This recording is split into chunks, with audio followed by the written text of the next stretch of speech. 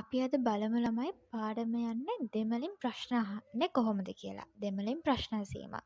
එතකොට අපි සිංහලෙන් ප්‍රශ්නයක් අහද්දී අපි අහන්නේ ඔයා කවුද? ඔයා කොහෙද? ඔයා මොනවද කරන්නේ? අපි මොනවද කරන්නේ?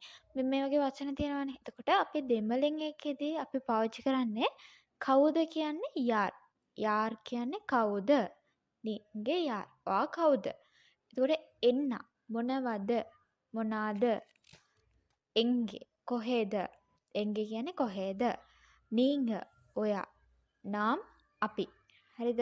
එතකොට ඔබ කවුද? ඔයා කවුද කියලා අහද්දී නීග යාර්. නීග යාර්. නීග යාර්. ඔබ මොනවද කරන්නේ? නීග එන්න செய்றீங்க. නීග එන්න செய்றீங்க. ඔබ මොනවද කරන්නේ? නීග එන්න செய்றீங்க. ඔයා කොහෙද? නීග එංගේ. නීග එංගේ. නීග එංගේ. ඔයා කොහෙද? මේ වගේ වචන දාලා අපිට